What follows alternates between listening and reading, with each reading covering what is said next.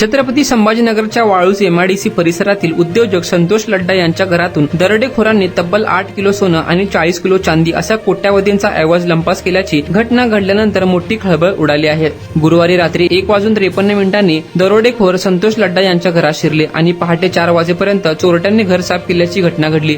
पण 8 किलो सोनं आणि 40 किलो चांदी उद्योजकांना त्याच्या घरात ठेवलीच कशी? एवढ्या मोठ्या उद्योजकाच्या घराभोवती साधा सीसीटीव्ही कॅमेराही का नव्हता, असे सवाल उपस्थित होत आहे। उद्योजक संतोष लड्डा नक्की कोण आहेत, काय व्यवसाय करतात? छत्रपती संभाजीनगरच्या वाळूज एमआयडीसी सेक्टरमध्ये असणाऱ्या बड्या कंपनीचे मालक संतोष लड्डा यांच्या राहत्या घरी दरोडा पडला। त्यांच्या घरातून 8 किलो सोने आणि 40 किलो चांदीचे दरोडेखोरांनी लंपास केले। उद्योजक संतोष लड्डा मूळचे बीडच्या अंबेजोगाईचे, त्यांची वाळूज एमआयडीसी के सेक्टरमध्ये दिशा ऑटो कंपनीचे पीव्हीटी नावाची कंपनी आहे। ही कंपनी समुद्रात ऑइल आणि गॅसच्या पाईपलाईनसाठी पार्ट बनवते। ही सर्व पार्ट एक्सपोर्टही करते। 2004 पासून उद्योगपती संतोष लड्डा छत्रपती संभाजीनगरमध्ये व्यवसायासाठी आहेत। ते आता छत्रपती संभाजीनगरमध्ये स्थायिकही झाले आहेत। संतोष लड्डा यांचा एक मुलगा अमेरिकेत शिक्षण घेतो।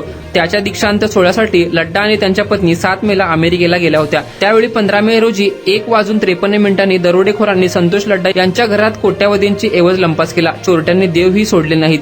उद्योजक देवघरातील चांदीचे देव बालाची मूर्ती ही चोरट्यांनी पळवली। संतोष लड्डा यांच्या घरातील 8 किलो सोन्यापैकी 2.5 किलो सोने घरातच आढळून आले। 8 किलो चांदी ही घरातच मिळाली। घरात संजय झळगे नावाचे त्यांचे ड्रायव्हर होते। बंदुकीचा धाक दाखवून चोरट्यांनी ड्रायव्हरचे हातपाय बांधले आणि झळगे यांचा फोनही चोरट्यांनी काही अंतरावर फेकून दिला। हातपाय बांधलेल्या झळगे यांनी आपली सुटका करत शेजाऱ्यांपर्यंत पोहोचले व घटनेची माहिती पोलिसांना दिली। या घटनेची माहिती मिळताच वाळूज पोलिसांनी घटनास्थळी दाखल होत पंचनामा केला। शहरात या घटनेमुळे मोठी खळबळ उडाली आहे। मात्र एवढ्या मोठ्या उद्योजकांनी घरात 8 किलो सोनं आणि 40 किलो चांदी ठेवलीच कशी? उद्योजकाच्या घरात सीसीटीव्हीचं कवच का नव्हतं? घरासमोर सिक्युरिटी गार्ड का ठेवला नाही? असे अनेक प्रश्न अनुत्तरित होत आहेत।